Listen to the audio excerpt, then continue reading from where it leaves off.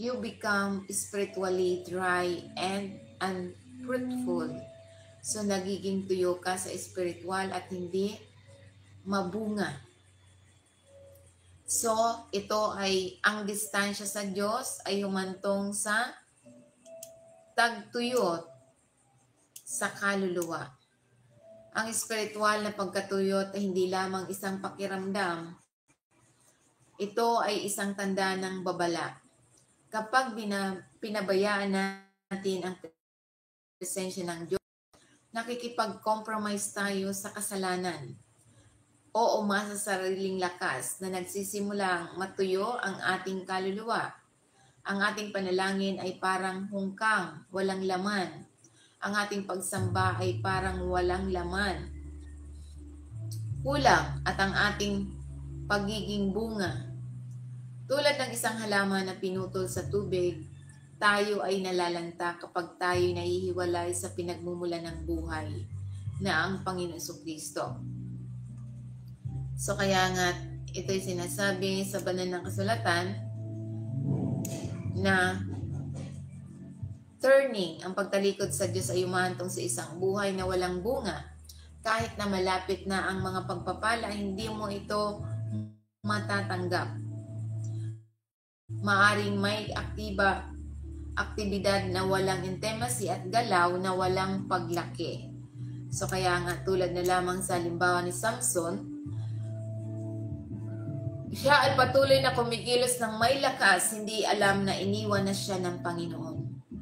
So mababasa natin yan sa Judge 16 verse 20. Sabi niya rito na magkagayo tinawag siya ni Samson, ang mga Pilisteo ay nasa iyo. Nagising siya mula sa kanyang pagkakatulog at naisip, lalabas ako tulad ng dati at pagpapakawala ng aking sarili, ngunit hindi niya alam na iniwan na siya ng Panginoon. So kaya nga ito'y sinasabi na ito ay isang makabagabag na damdaming sandali ng kwento ni Samson. Matapos na paulit-ulit na pagkakawalang bahala sa mga babala ng Diyos at pagsuko sa mamanipula ni Delilah, ipinalagay ni Samson ang lakas ng Diyos ay mananatili pa rin sa kanya. Ngunit sa pagkakataong ito, ang kanyang pagsuway ay umahantong sa pag-alis ng Diyos. So kaya nga kapag tayo sumuway, ang presensya ng Diyos ay wala na sa atin. Hindi natin namamalayan, wala na tayong kapangyarihan mula sa Diyos. So kaya nga ito'y sinasabi na ito yung isang makapangyarihang babala tungkol sa mga panganib ng pagwawalang bahala sa presensya at biyaya ng Diyos. So ang spiritual na lakas ay hindi automatic. Ito ay nagmumula sa isang buhay na nakahanay sa Diyos sa pagsunod at pagpapakumbaba. Tulad ni Samson, maaari tayong mawala ng kaugnayan sa kapangyarihan ng Diyos kung palagi tayo nakikipag-compromise.